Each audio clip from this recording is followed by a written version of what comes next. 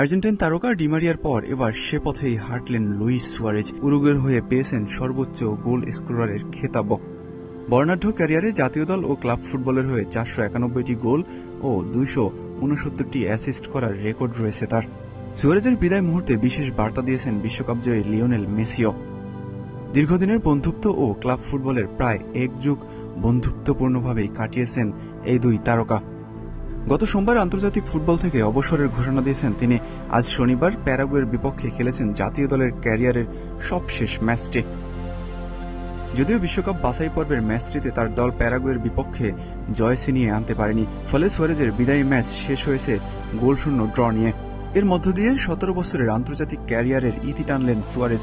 2007 সালের ফেব্রুয়ারিতে অভিষেক হওয়ার পর দেশের জার্সিতে 143 ম্যাচে 69 গোল করেছেন তিনি।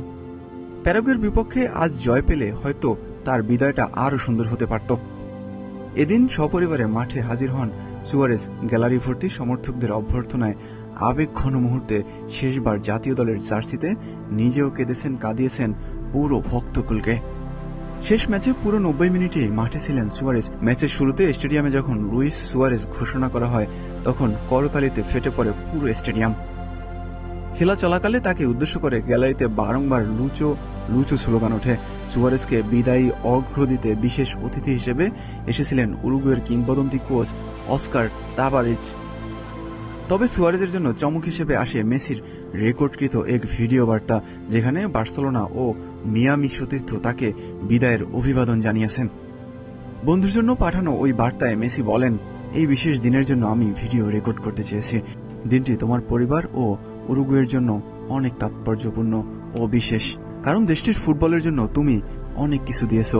আমি জানি এমন অবসরের সিদ্ধান্ত নেওয়াটা কত কঠিন। আশা করি তুমি এই উৎসর্গ উপভোগ করবে। তবে তুমি এর চেয়েও অনেক বেশি কিছু পাওয়ার দাবিদার। নতুন প্রজন্মের জন্য তুমি দারুণ লেগেসি রেখে গেছো। আমি আশা করি এই রাতটি নিজের ভালোবাসার মানুষ ও যারা সবসময় সমর্থন দিয়ে গেছে তাদের নিয়ে উপভোগ করবে।